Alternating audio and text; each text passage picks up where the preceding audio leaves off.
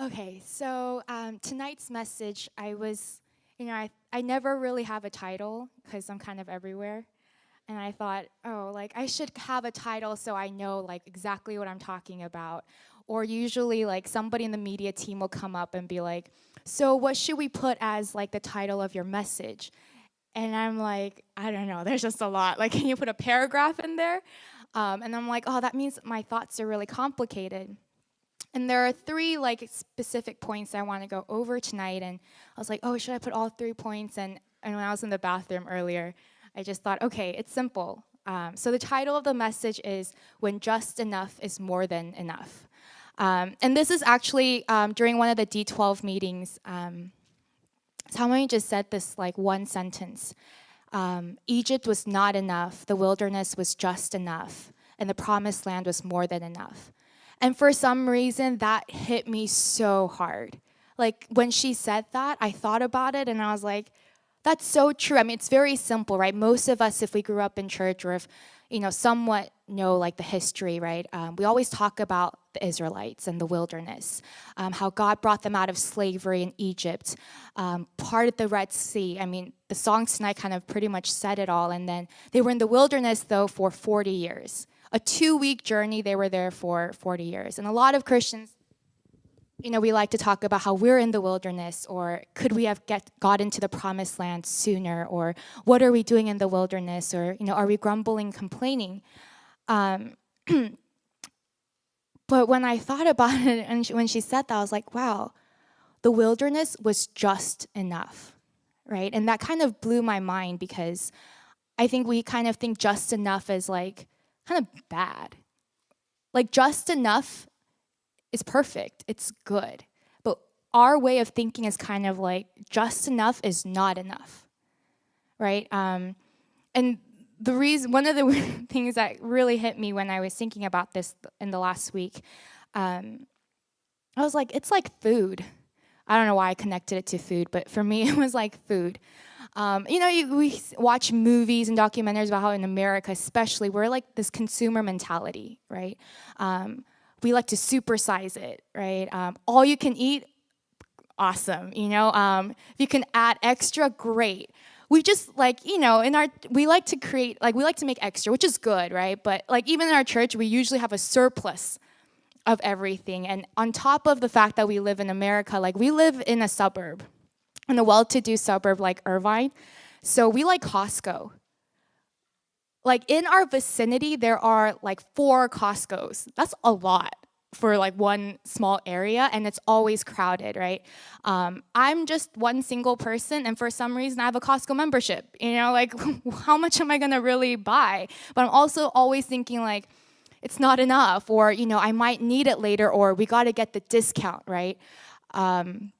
And when I went to San Francisco once, like in cities like that, I was really shocked because I spent like all week with my cousin, and her way of shopping is just after work, she goes to like the corner market, and it's just a paper bag. Like she just gets just enough for tonight's meal, and maybe tomorrow morning's like fruit, right? Like I only need what I need tonight. And to me, I'm like, what? How do you go into a store and just buy like one apple and like one banana? And, I'm like, no, we do like Costco shopping, where you like, Gina needs laughing because she's got like a pantry that's like so amazing. Like, I love going into her pantry because there's everything you could possibly think of and like 20 of them, right? That's just how we do. Like, that's how we work. So we love that. It's never enough, right?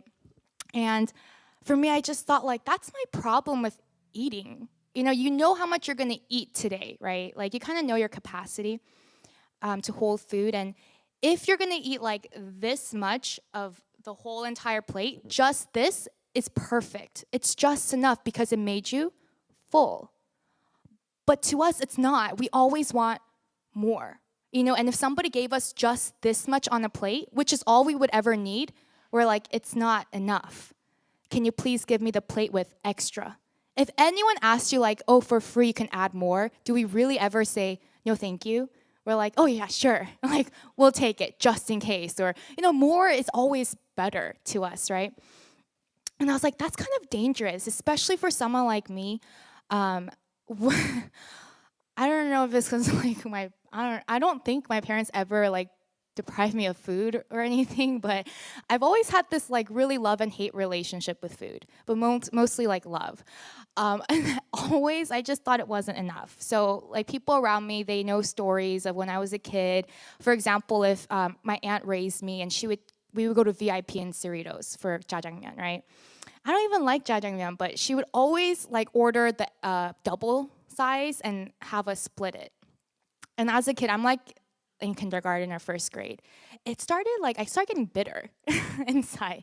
Why won't she get me my own jjajangmyeon? Like, what if I want more? It's just not enough. And then finally one day I was like, when she was ordering, I was like, I want my own jjajangmyeon.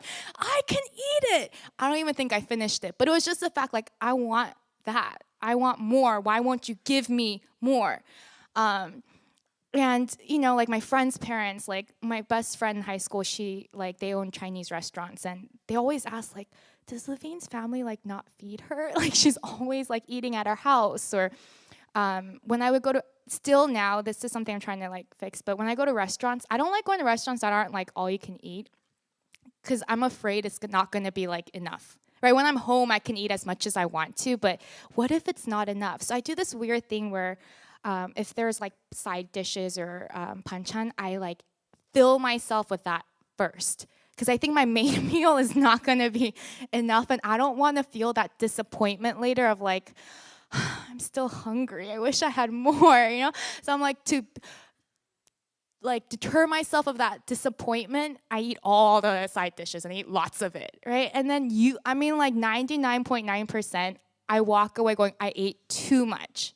Because I'm not gonna not eat my main meal. That was the whole point I went, right? But I ate so much of the side dishes, afraid that I didn't have enough, that now I ate more than enough, and now my stomach like hurts, right? And I was like, wow, that's the problem. I don't know when just enough is really more than enough, because it's perfect, right?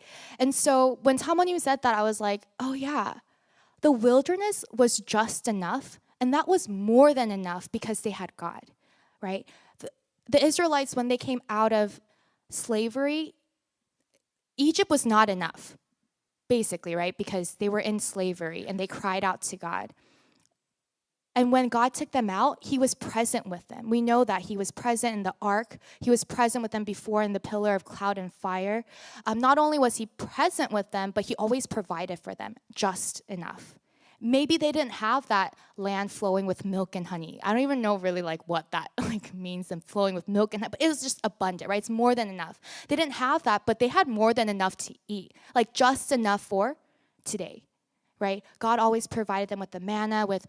When they wanted meat, he flew in the quails, but they wanted more. And one time they got more, and it was like death, because there was too much meat. Do you ever feel like it's too much? If we don't know how to handle just enough, we won't know how to handle more than enough, right? And I was like, wow, they had everything that was perfect. How come the way we think, though, the way we view things is just enough is not enough? I need more, instead of being 100% satisfied, content, and therefore rejoicing and grateful because I have perfect, I have 100%. And so that's kind of like how I was like, okay, this is so for weeks I've just been kind of like, I feel like God just keeps showing me through this, the wilderness, and just enough is more than enough. So let's just go into it. Before we go in, I thought, we need background story, right? What is going on for the Israelites during this period of just enough? And I'm not going to go through like everything because there's a lot, but just to get the background story, right? We know that Jacob's family stays in Egypt because Joseph is like vice president. He's like number 2 of Egypt. And then the Israelites multiply, but then they're oppressed by a new king. And then the Pharaoh, one of the Pharaoh's orders to kill the firstborn, and then we know like that's the story of Moses. He's born, and he was supposed to be killed. His mother puts him in the Nile River, and then Pharaoh's daughter picks her up, and then not him up, and then we know the story, and then he kills an Egyptian, and then he flees to Midian. And then so we fast forward to Exodus 2:23, where the Israelites groan in slavery. They're slaves now in Egypt. And during those many days, the king of Egypt died, and the people of Israel groaned because of their slavery, and they cried out for help. Their cry for rescue from slavery came up to God, and God heard their groaning, and God remembered his covenant with Abraham, Isaac, and with Jacob. God saw the people of Israel, and God knew. Okay, so after that, God hears them, and he has a plan to save them, right? So he sends Moses to deliver Israel, and then we know that there are 10 plagues, and the last one is the death of the firstborn, right? There's a death unless they put the blood of the lamb, the Passover, right? And then the Exodus begins. They leave, and God even parts the Red Sea, these crazy miracles, right? And Moses says, remember this day in which you came out from Egypt, out of the house of slavery, for by a strong hand the Lord brought you out from this place. So as they're exiting Egypt, as they're leaving slavery, God is basically telling them, don't forget, remember. Remember everything that you've experienced. Remember my miracles. Remember how you cried out to me and I came to your rescue. Don't forget that, right? Because that's who their God is. He wants them to know who he is and trust that.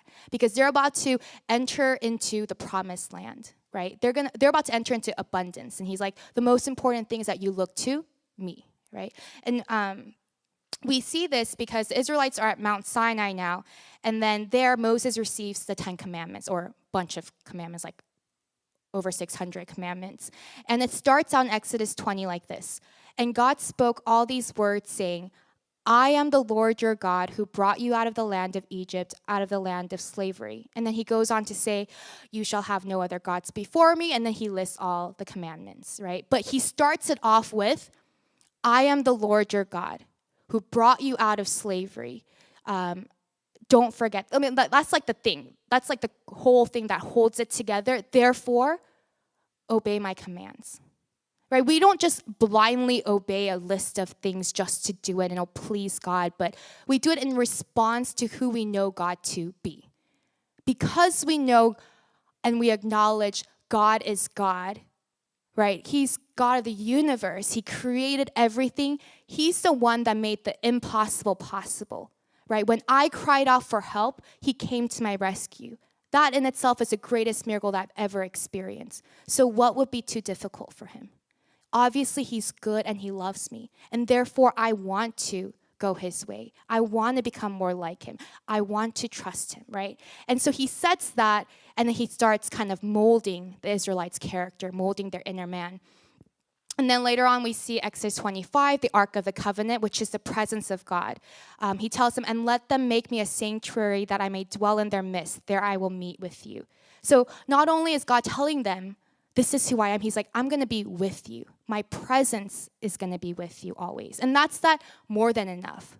Because God is just enough, but he's more than enough, right? If we have God, what else do we really need? I'm sure as I'm saying that, though, even my heart's saying, yeah, but I also feel like I need this, this, and this, and this, and this, right? That's the problem with us. We never think just enough is enough. But the truth is, if God is with us, right, and if I have God, right, and that bondage that this wall was broken free, then I have more than enough. And he wanted the Israelites to get that. Before they entered into a land of abundance, a land flowing with milk and honey, the promised land, he wanted them to understand, I am more than enough, right? And I'm always with you. Whether you have or don't have, you have me. And that's just enough, which is more than enough for you, right? I think the time in the wilderness was a time for them to trust him, to know who he is, have the proper image of who he is, right? And they couldn't get that if they just went from slavery to right away to abundance. They needed that period to really learn. And that period, I guess, could have been 11 days, right, if they just went. But it took, as we know, 40 years, right? And usually when we talk about the wilderness, we're like, let's not take 40 years. If we can get there in 11 days, guys, let's get there in 11 days. Let's not go through unnecessary hardships. And that's me too, because I don't want to, in my mind, I think, I don't want to go through unnecessary hardships. If I can go through a straight way, I want to do that. Why would I want to go like this, right? And that's true. I mean, I think this is why we learn and we, try to get it because we don't want to take long. We don't want to go around in circles. But another perspective, it was so necessary. Like, yes, they didn't have to go through that, but they did have to go through that because they wouldn't have gotten it unless they went through that 40-year period. So for you, maybe if you've been a Christian for a while, you're looking back and you're thinking, which is where I am a lot of times, man, I went around in circles a lot. I could have just believed or gotten it then, but why did I resist God so much? Why did I want to stay in darkness? Why did I want to get it my way so much when I could have just humbled down? Right? I think that. But then I also think I wouldn't have gotten it unless I went through those hardships. Unless I went through the wilderness, I wouldn't have gotten it. So it is necessary. But I also pray for the future, like, God, I pray that I will just get it. Like I will just humble down now instead of trying to resist you and be a little bit smarter about it. But if it takes me forever, I mean, it's okay because you don't care about how fast it is. You care that it's genuine and that it's real. And then we see in Numbers, right? The people complain. The Israelites are still in the wilderness. They just witnessed these miracles, right? And they're complaining though. Now the rabble that was among them had a strong craving, and the people of Israel also wept again and said, "Oh, that we had meat to eat. We remember the fish we ate in Egypt and cost nothing, the cucumbers, the melons, the leeks, the onions, and the garlic. But now our strength is dried up, and there's nothing at all but this manna to look at." Whenever I read this, sorry, it is so hot.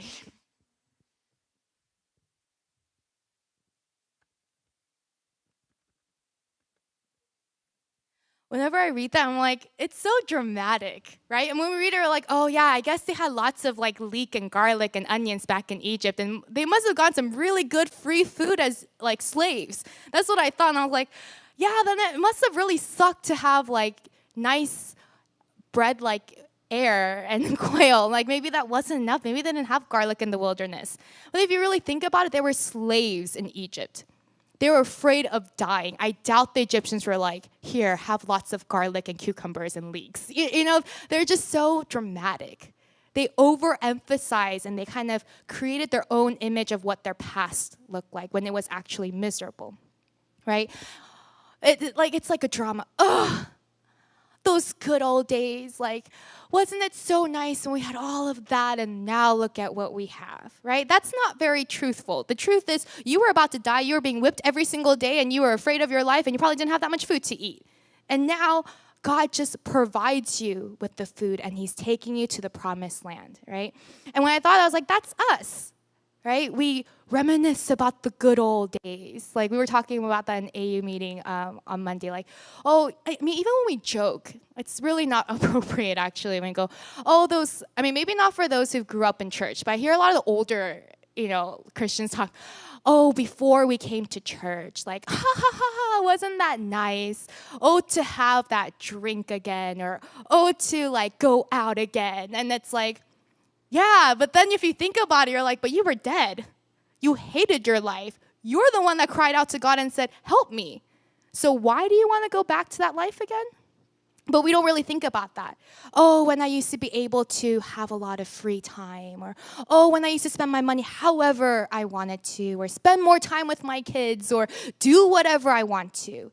Or you look at other people and you're like, man, they can just do whatever they want to and it works, but me, I've got to follow God's way, or he catches me on everything. And it's just a big pity party, which is not based on the truth, which is life sucked before. You were dead and God brought you to life. What a blessing. And he's taking you to the promised land, right? And then Numbers 13, we know that the 12 spies from 12 from each tribe were sent to spy out the promised land, the land flowing with milk and honey. And I love this scene because it's really funny to me because they came back, 2 people on a pole with a cluster of grapes so big they had to put it on a pole. Like, yeah, I'm just like, I had to Google how big were the grapes in the promised land because, like, is that just like figurative language or like how? I mean, the grapes that we buy are like a cluster is probably like this big, right? But they were so big that 2 people had to carry it on a pole. Like, it's just really funny to me. Like this size, like one grape is this big, right? So if it blows our minds, I imagine they're like in the wilderness and they're like waiting for 40 days. Like, I wonder what the spies are going to tell us. And they come back. And they come back with a pole and the grapes are like that big. You'd be like, wow, that exists? And that came from the land that God says is ours, that he promised to our ancestors. That's where he's taking us to. And for a moment, that might have been true, where they were like, wow, that's amazing. And then fear crept in. Oh, wait, but we can't have that. No. That's not possible for us. They still had that slavery and that wilderness mentality. That's too good to be true. We can't be in a place where grapes are that big. And they're like, was it really nice? And they're like, yeah, it was amazing. It's like, oh, we can't go into that place of milk and honey. Like, no. And then they're like, but guess what? The people there, they're huge. They're giants. We're not going to beat them. There is just no way, right? And then Joshua and Caleb are the only ones who are like, let's go. Let's go. God promised to us he's going to be with us, so we can do it, right? And sometimes when we are modest or humble, it's really false humility. When we're like, oh, we don't want to dream too big, or maybe God just meant like, he'll bless me like this much, and I should just be content where I am. And that's all right. We should be content where we are, but we limit God's promises. If God says, I'm going to give you the promised land, I'm going to give you a land flowing with milk and honey, whatever that looks like for you, why would he not do it? It's not based off of what we do, how strong we are, or if we earn it or deserve it, right? But we make it about us. So the Israelites looked at themselves and they're like, we can't fight those giants. Like, there is no way. Let's it's so crazy. They're like, let's go back to Egypt. Like, when I read that this time, I was like, whoa. They didn't even say, like, let's just camp here and just, find life. They're like, let's go all the way back to Egypt. We're like that. But from the outside, we're like, you can go all the way back to Egypt where you were slaves? You think Pharaoh's going to be like, oh, yeah, like, come back. Like, we'll take you in. Like, you're going to die, but you'd rather do that than trust God into what he promised you and he said he'll take you. But how many times do we do that? We want to just run back to our comfort zones. If we lived in misery, it's like, at least I know what it's like there. Let's just go back. We forget where we came from, how miserable we were, basically how we didn't have God. We were dead. But what God promises us, which is good, we're too scared. And the reason is they didn't know who God was. They didn't trust God. They didn't have that right relationship with him. So it was scary, right? To think of facing those giants, it's like, there's no way we could win. So they needed that time in the wilderness to grow their faith, to trust who God is and understand who he is so that they could go into these battles knowing it's going to be God who's going to be fighting for us. And then as we continue on, it's they murmur at the spies' report, and then God's judgment is on them, and he's like, you guys aren't going to go. You won't see it. Your generation will not see it. Only Caleb and Joshua will be able to enter into the promised land. And then for 40 years, until that generation dies off, they're in the wilderness. And then the beginning of the possession of the promised land starts in Joshua 6 with a victory in the Battle of Jericho.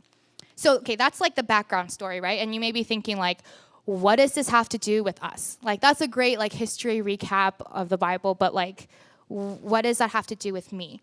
Well, when we go back to the 10 Commandments, right? And it says, and God spoke all these words saying, I am the Lord your God who brought you out of the land of Egypt, out of the land of slavery. I really believe he's talking about us too. Not just the Israelites, but us. And, like, I think Martin Luther was the one who's like, well, I am the Lord your God is talking about us because God is God, but not the part where he brought us out of slavery because we're not Israelites. We weren't in Egypt. That doesn't pertain to us. But for me, when I read this, I'm like, it does pertain to us because God brought me out of my slavery. He brought me out of my Egypt, right? And therefore, I know that he's my God. He's God of, like, the impossible. He brought me out of the worst condition. Like, the biggest miracle would be that he saved me. Right? And I think it should be for you too. The fact that he saved you and you are where you are today, that he listened to you, that he heard you, and he came to your rescue, that's the biggest miracle of all. And therefore, I listen to what he says, I obey him, I trust him, and I remember who he is. So that's our story. That's our cry for help. And it's God who brought us out of slavery. In Jesus, we are no longer slaves to sin because God brought us out of the slavery into freedom as his children. And we see that in the New Testament too, where it says, so you are no longer a slave, but God's child. And since you are his child, God has also made you an heir.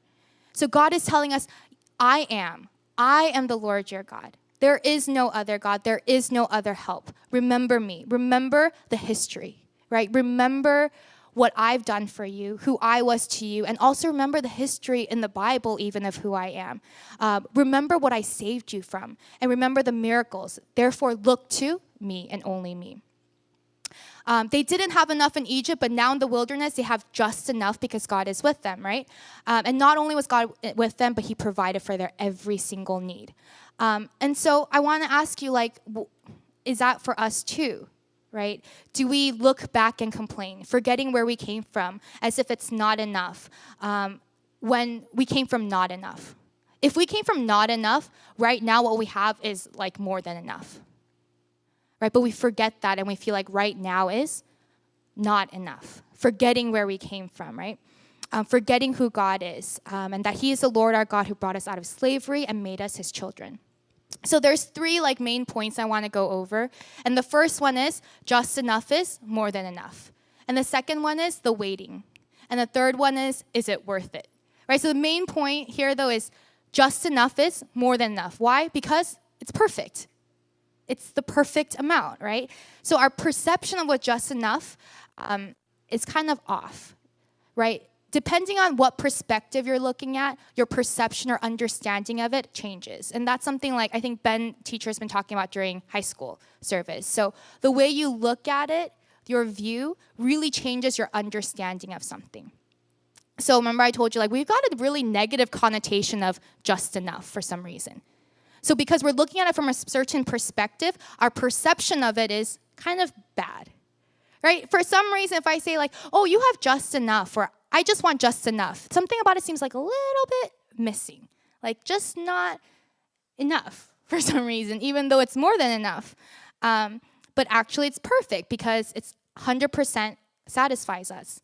But we have to be dangerous of this mentality of never enough and I need more, right? So for me, I connected it with food. It's never enough. I need more, just in case, right? And then second thing is abundance may be dangerous unless you know how to handle it. So if we have this mentality of never enough and I need more, we won't know how to handle just enough or even more than enough, right? So I have a problem it's like how Mike just talked about in his message, that gluttony, right? Somebody from KM came up to me, she was like, oh my gosh, wasn't that so funny how Mike just talked about that gluttony, because we were making food, and she's like, we don't want to make too much, we don't want to be gluttonous, or, I'm like, yeah, that's true. I mean, eating is not bad. Food is not bad. God wants us to enjoy what he gave us, right? I mean, he even uses it to talk about how we can experience him, like taste and see how good I am, because we know what that's like to eat good food, right? But when that becomes like this, and we that becomes our everything, and we need more, that's when it becomes dangerous, right? It's dangerous for me to eat at home sometimes because I can eat as much as I want, right? And then I get to this point of that's good, that's just enough. And especially it's because I do it on purpose. When I make food, I know because I love making savory oatmeal, I know 3 spoonfuls is just enough, and a little bit more. But it's just enough, right? But I always do 3, and I think, but what if I'm hungry later? Or I want more than enough. I'd rather leave some behind for tomorrow, right? So let me just add 3 more. I never leave behind usually.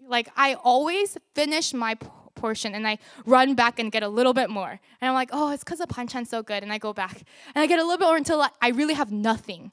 And then, I'm like, okay, I guess that's good enough. But I'm so full, right? I don't know how to leave food behind and just be like, okay, that's good enough, right? I don't know how to handle it because I don't even know what just enough is. So for the Israelites, they had these battles waiting for them to enter into the promised land, but they might not know how to handle the land flowing with milk and honey because they can't even handle just enough.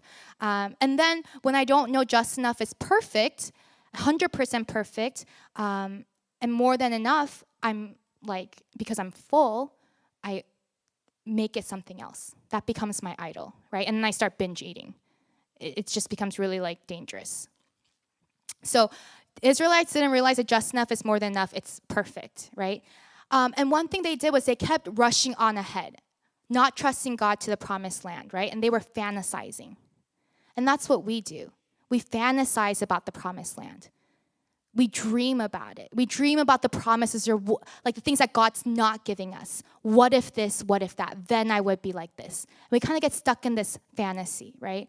And then they were looking back and reminiscing. Oh, how Egypt was so good with the onions and the leeks and the garlic, and we could eat whatever we wanted to. So that becomes dangerous when we fantasize about the promised land, right? What could be in our future, and we start reminiscing about our past, thinking, oh, that was so good. It wasn't that bad, right? Instead of being present, content, and seeking and willing, where we are asking, Lord, what do you have for me here? In the wilderness at just enough, asking, God, what are you trying to show me here? Right? What do you have for me here? I'm running away to the future, dreaming, fantasizing, or I'm running back, reminiscing. And that's why they were easily shaken, because their fantasy wasn't built on God. It was nice to fantasize about it, but when it was actually in front of them and it was like, you can take it now, they were afraid. They're like, no, we can't, because it was built off of their fantasy. It wasn't built on who God is. So when they thought to themselves, am I ready for it? The answer was no, right? And then if God brought them out of slavery, right, made the impossible possible, what would he withhold? What do they have to be afraid of, right? If you think about going into the promised land, is it harder than splitting the Red Sea? To them it was. It was like, yeah, I know he did that back there, but like, it's not possible for us to go into the future, right? They weren't looking at it properly, which is remembering in the past, remembering who God is, right? And then instead of fantasizing about it, instead of fantasizing about it, they didn't hope about it, right? So it's like the distorted way to do it is to reminisce about the past and fantasize about the future, which leads to complaining in the present. So reminiscing about the past plus fantasizing about the future equals complaining in the present. But when we do it properly, it's really remembering the past, remembering where I came from, remembering who God is and what he's done, and hoping for that future grace, hoping in God's promises, what he's promised me and what he has for me. And that means in my present, I obey what he says because I trust him, right? And I'm very present, grateful, and just content, right? Because it's just enough. So he wants to make us someone fully satisfied with him, someone who has the right perception from his perspective. And this is just the truth. Getting that just enough is more than enough. I have more than enough because I have God and he's fully with me. And unless I realize that just enough is more than enough, I cannot appreciate or benefit from the promised land, right? And Jamie and you kind of talked about this last week, and that really hit me when she showed that video, that song Different, right? And how he started praying instead of changing my circumstances, right? Looking into the future of like, fantasizing about it even, or why isn't God giving it to me? Instead, God changed me who I am on the inside so that I can be different, so I can handle whatever circumstance it is. God wanted to make the Israelites different, right? So that whether they have or whether they don't have, whether they're in the wilderness or they're in the promised land, they're fully content with him because he's the only one that satisfies them, right? And I had to ask myself, when I'm coming from not enough, because I didn't have God and I was a slave to Satan and death, isn't just enough having God more than enough? But why is my response so different, right? I'm so busy focusing on having more than enough, fantasizing about the promised land, that just enough suddenly turns to not enough, right? And it's a wrong perspective that leads to a wrong perception. Okay, so all of this really, though, happens in the waiting period, I think. The character building, it has to be in the waiting period.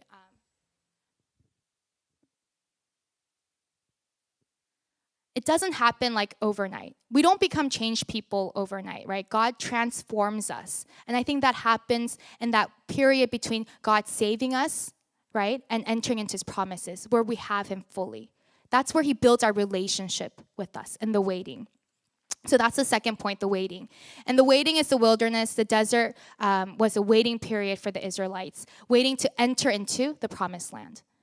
And I'm sure all of us have different waiting periods, like different, it may look differently for all of us to wait, right? And for all of us equally, we're all waiting to go to heaven, waiting to spend eternity with God. So even now we're in this waiting period of, okay, God, it may suck now or it may be good, whatever it is. And even though you are with me, I'm going to experience you even more than enough in heaven, where I'm going to spend eternity with you. I'm going to see you face to face. And there may be other things. You're waiting for something. You prayed a prayer. You want something. And it's not like we can't ask God what we want and give our requests, make it known to him, right? But we're waiting. Maybe you haven't gotten the answer yet. And when I thought about it, I was like, wow, there's a lot of times that we wait that we don't really talk about. When I give my testimonies or I hear testimonies, usually we give a shorter version of it, which is, I prayed this and God answered. It's just very simple. Like, I prayed this and God heard me and he answered. But if I look at the whole entire timeline, actually, I mean, it may be different for you guys, but for me, I prayed this and there was a waiting period. And then God answered. When I look in hindsight, it looks like I prayed, he answered, which is true. But there was actually this waiting period. And for some of you guys, it may have been a day. Maybe it was 5 minutes, an hour, or 16 years, 20 years. We don't know how long that waiting period is. But I think there always is a waiting period. So if I think about how I was saved, I mean, I didn't think about this till afterwards in hindsight. I remember praying, God, if you're real, help me. I'm out of plans. I don't know what to do. And when I share my testimony, I say, he heard my prayer and he answered me. He came to my rescue. But actually, there was a waiting period of days of nothing. To me, in my perspective, there was nothing. I prayed a prayer and then nothing until he answered me. And then I look back and I was like, oh my gosh, I prayed that and God heard me. Right? So even now we're in this waiting period of, I prayed and nothing. What do I do until I get to that answer? And the Israelites were in this waiting period of, okay, so he brought us out of slavery, and I have, I guess, enough. But what about the promised land? Is he really going to give it to us? Are we really going to enter into it? And even Paul, he had a time of waiting. When Jesus met him on the road to Damascus, he made him, he encountered him, and he went blind, and there was a waiting period, right, until Ananias came to him, and the scales fell off of his eyes, right? So a time of waiting is really a time of being still and knowing that God is God. If God just answers like this right away, there is no room for faith. There is no room for trusting God. What can you do in the time of waiting but just trust God? There is nothing else to look at. It's not happening. So I can either numb myself, suppress it, and just pretend like I don't want it, or I pretend like I didn't pray it, or go back to Egypt and be like, I was just more comfortable there. I don't want to take this risk. Or in this waiting period, this is where I believe God's promises, believe who he says he is, right? That's all you can do but trust God. So what happens in the waiting, right? What is the purpose of waiting? What it's not is suppressing, right? Just like you pray and you're like, sometimes I think of it like, I just need to chama for like some time, and then when it happens, I go, oh, I'm here. That's not what God wants, where he's like, suppress it, just survive until I give you the answer.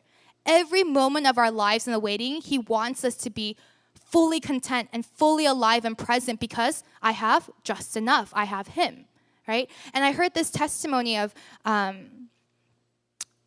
this guy gave a testimony of how his parents prayed for him for 16 years.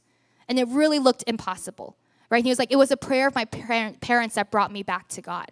And he was like, if they only prayed 5 years, if they only prayed 10 years, if they stopped at 15, I would have been dead. But they prayed till the end, like every day. They didn't know when that end was. Maybe they thought, if I just pray next year, he'll come back to God. If I pray, like in 10 years. What if they gave up? How many times have we wanted to give up because we thought, this is enough? Like praying this much is enough, right? But that waiting period is when our character is being built, when our inner man is being built because we're trusting who God is and we're getting to know him deeply, right? And it's not a time to perform or do outer behavior modification. Oh, if I do this, then he'll give me what I want. If I do this, he'll give me what I want. Oh, maybe I'm doing this wrong. If I do this, then he'll give me. Then I'll get out of the waiting period.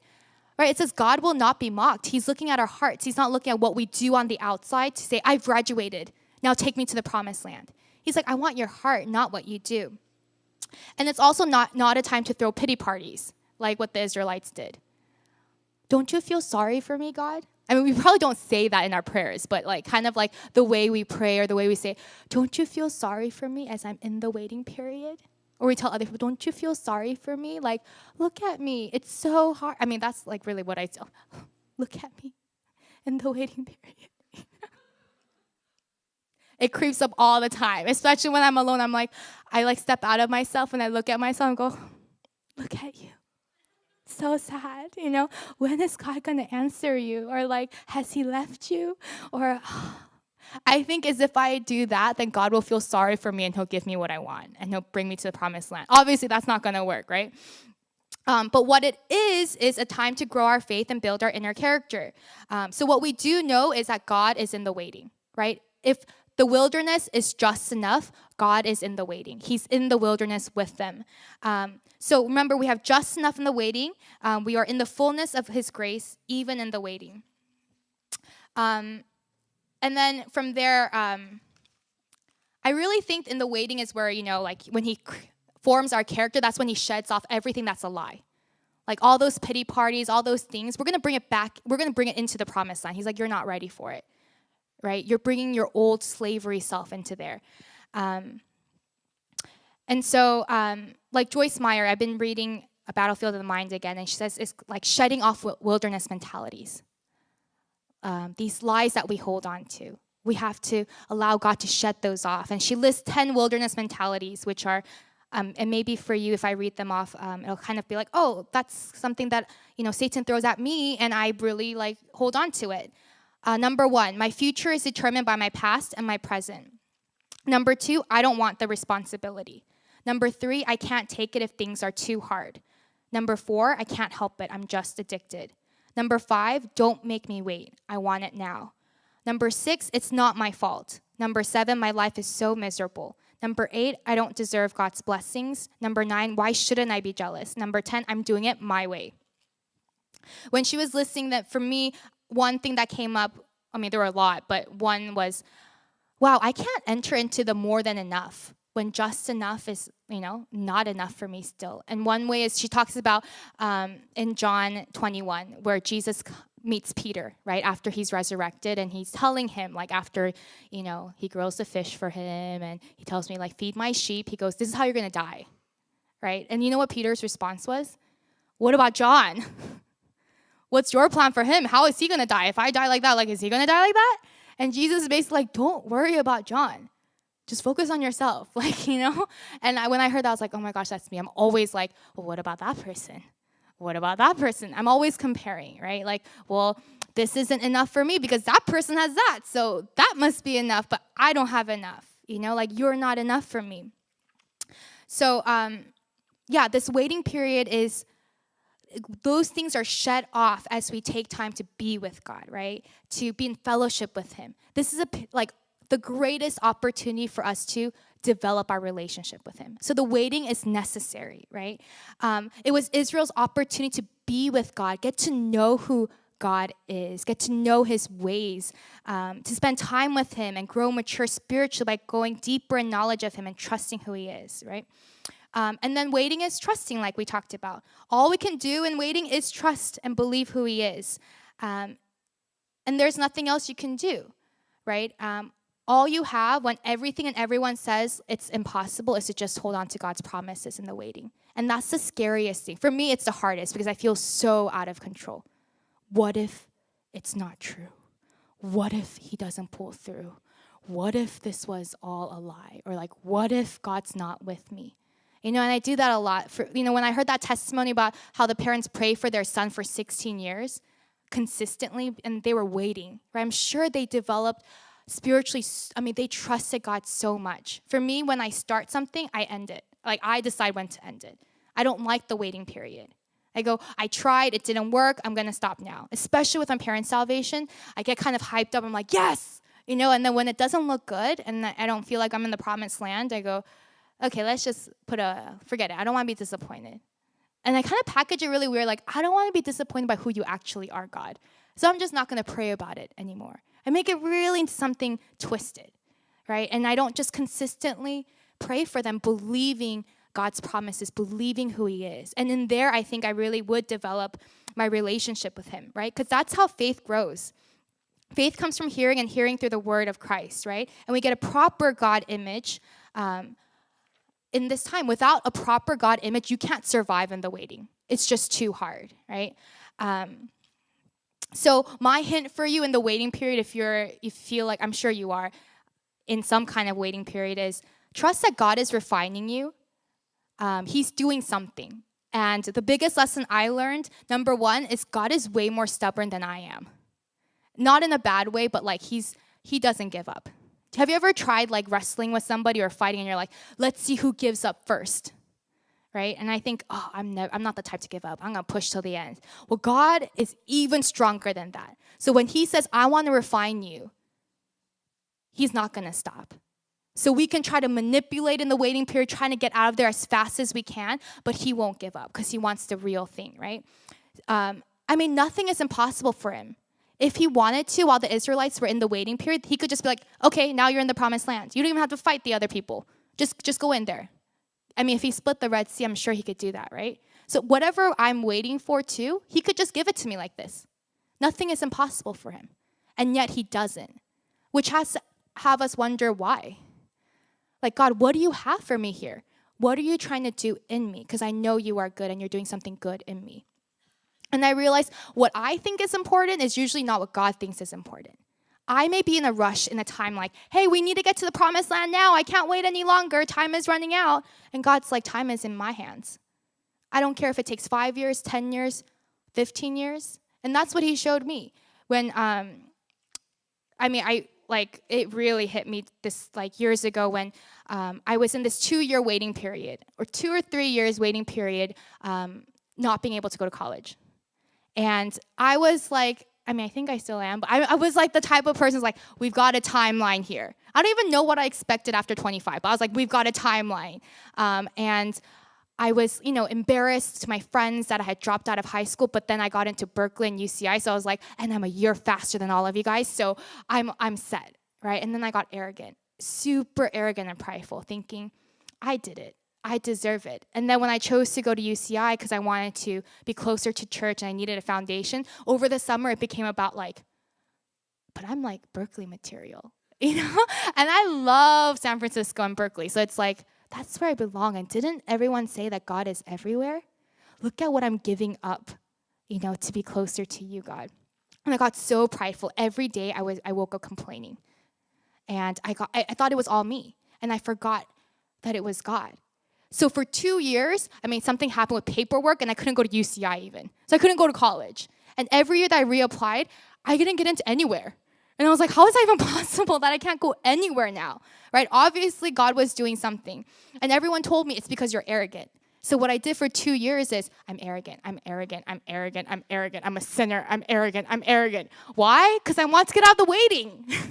If I say I'm arrogant enough, maybe God will believe me and I will get out of this waiting period. My motive, I just need to get back into school. First year was okay because I thought, it's okay. Now I'm in the same timeline as everyone else. It's okay. I got that 1 year grace period. Second year, not okay. Now I'm behind. Third year, now it looks impossible and I'm freaking out because I've got a timeline, God, and you are not working with me. So I even gave testimonies. I'm arrogant, which is why I'm not at school. I'm so arrogant.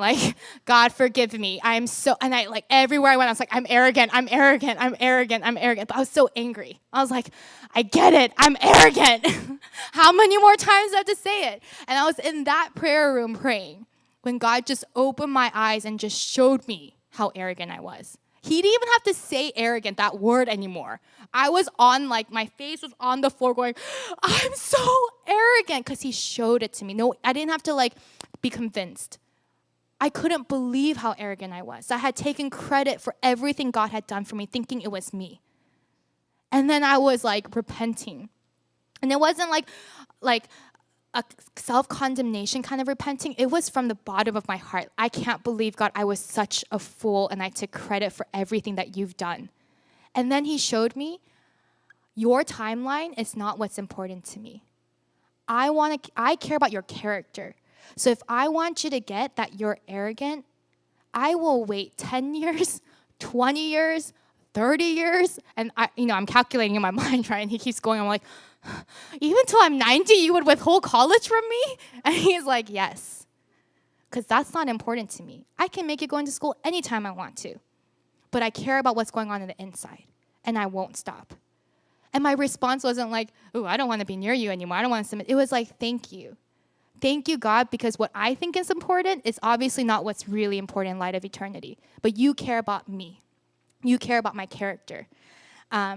So if that's a lesson for you, because it was a lesson for me and I kind of forgot about it until recently when he reminded me again, there is a reason and a purpose for the waiting, right? God is doing something in us, and we can try to weasel our way out somehow or try to suppress it and just go, I'll just survive until I get to the promised land. It's not going to work. The best thing to do is see, God is doing something good for me here, and I have him. What is he doing? So instead of graduating seasons, we can find the worthiness of God in the waiting, right? We experience that, oh my gosh, I have this treasure. I have just enough, which is more than enough because I have God, and he surpasses like all understanding. He gives me this peace, and we get to this point of just enough is more than enough. And until we realize that, we're never going to get out of the waiting, right? That waiting period is when we realize, God, no matter what, I have this treasure. I have more than enough, right? And that's kind of where I am. I want to be in a place where no matter if it's good or bad, I'm so, so happy because he's the only one that fulfills me. I have him, and that's more than enough. So I want to share this verse, Philippians 3:8. Indeed, I count everything as loss because of the surpassing worth of knowing Christ Jesus my Lord. For his sake, I have suffered the loss of all things and count them as rubbish in order that I may gain Christ. My prayer is I want to be at this place where the worth of knowing you is so great that nothing counts in comparison. It's like so worth it, right? Which brings me to my last point, the question of, is it worth it? And this has been like the daunting question. I was in the secretary's office about 2-3 weeks ago, and Noelle, a high schooler, she came and we were talking. And then she asked the question of, is it worth it? And it's been like this looming cloud. Because when she asked it, I was like, I wasn't expecting it. She got so down. She got really quiet and she was like this. And I was trying to reason with her, explain to her, and I was like, what are you thinking? She's like, is this worth it?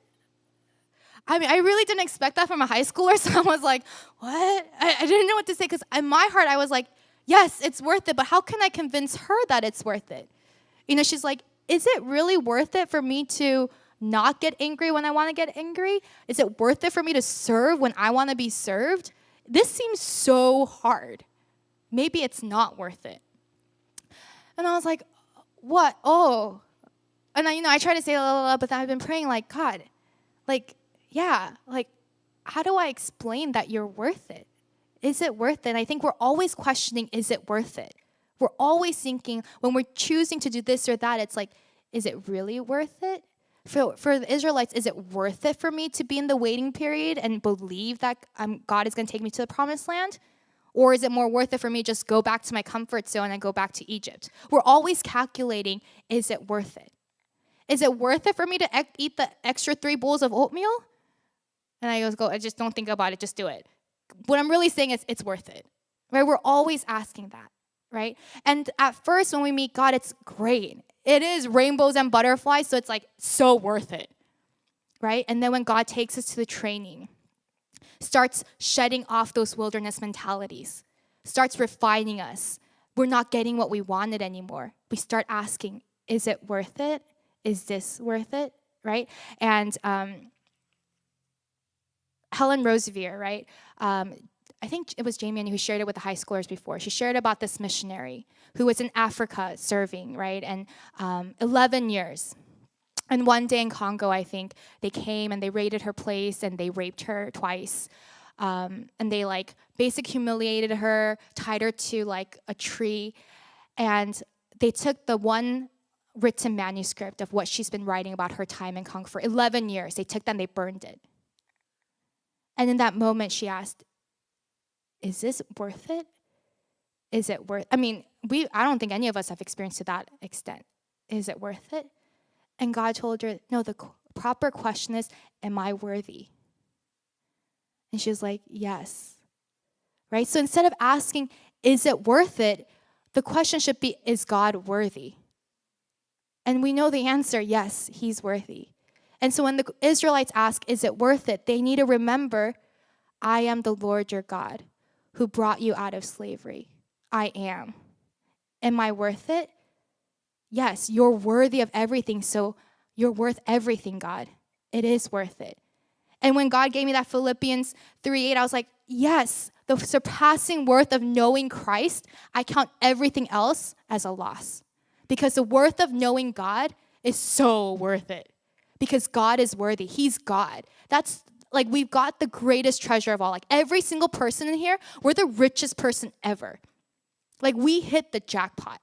Not because we're rich or we've got great lives, but because we know the truth. There are millions of people, billions of people who live aimlessly, without a purpose, depressed, chasing after other things, not realizing there's a God who created us, who created the universe, who came to save us and to give us life. And who are we that God chose us and made himself known to us? So worth it. Oh my gosh, I'm the richest person ever. Therefore, when God says enter into the promised land, who am I to be like, oh, I don't think I can go in, God. Oh, and he shows us those grapes. Oh no. If God says, I have this promise for you, we just go, thank you. Can't wait to get there. I can't wait to see what you have in store for me. And I think Apostle Paul understood this when he said, I know how to make to do with little, and I know how to make to do with a lot. In any and all circumstances, I've learned the secret of being content, whether well-fed or hungry, whether in abundance or in need. So whether I have or don't have, when I realize that just enough is more than enough, I know that I have God, right? And he's all I need, perfect, ultimate satisfaction. Without it, I can't know what it's like to be in abundance or face the giants, right? Because I don't have that proper image of God or proper relationship with him. So the waiting period helps us to realize that God is worth it. He is worthy, right? He's treasure. And that takes away those idols that we're looking for to fulfill us, right? I mean, when God tells us he's always with us, that's when, like, I hate sharing this one story because it's so embarrassing, but this is when I realized, wow, my heart is an idol factory. I didn't realize I had these, like, idols until I felt this dissatisfaction. Do you guys ever feel this dissatisfaction? Like, it's not enough? Something's missing. When you feel that, remember, God is always with us. So in that moment, I was at this retreat and I liked this guy and I really wanted to hang out with him, right? But I was just by myself on this like chair outside in the forest late at night, just like, oh, I just wanted to come out, or the communication's not working, or like, God, even though I told God, like, I can't wait to go on this retreat to just spend time with you. I've been so busy. Just want to spend time with you, you know? Like, that's all I'm looking forward to. And then I was at the retreat. It didn't turn out the way I wanted to, and I was upset inside. I felt so dissatisfied. That was like a retreat where we're not allowed to read books, no phones, no nothing. So I had nothing to distract myself with in the waiting.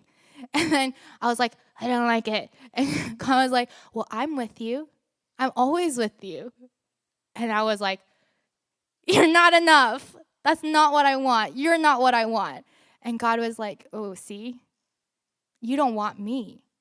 I'm always with you, but that's not enough for you. And that's when I was like, oh my gosh, I have so many things I want more than God. And I think that will satisfy me more than God who is always with me. But when we get to this point of God is my treasure, right? We find his worthiness and he's so worth it. I have him always. And then we can live in abundance. More than enough, because God is our everything already. He completely satisfies us, right? And then we can take courage and just face the battles to take hold of God's promises, because I know who God is and I trust him. So when he says, face the giants before as you enter into the promised land, we're like, okay, I know you're going to hold me because in the waiting period, my faith grew and I realized who you are and I believe you, right? Because the Israelites, they still had to fight battles as they entered into the promised land, right? But when they understood who he is, took that time in the waiting, they were able to go in confidently, right? So his presence is always with us. It is more than enough. It strengthens and encourages us because he's in control. He's the Lord our God who brought us out of the past, and he's the one who's taking us into the future. So we can have hope and we can go courageously, even though it looks impossible or the waiting is hard because we look to God and not to ourselves, right? And the last thing is that Satan throws lies at us. Like as I was preparing this, that was the thing. Satan throws lies at us to doubt who God is and his intentions. That's what he did with Eve. That's what he did with the Israelites. Start doubting. Is he really going to take you to the promised land? Is this really good? Why don't you go back to Egypt? Why don't you take control? Why don't you get a leader for yourselves, right? Or Eve, did he really say that? Is he really going to take care of you? Is he really going to? And then we start wondering, yeah, is he? Is he? Is he? And he starts to tell us that it's not enough. God is not enough. Just enough is not enough. And the best way to battle that is to say no. God is more than enough. Just enough is more than enough. And I'm going to believe the truth. I'm going to fix my eyes on God. He's good and he's for me. So I don't need to worry or doubt that he's not going to take care of me and start doing it myself. So I don't know. I guess just remember, just enough is more than enough because we have God.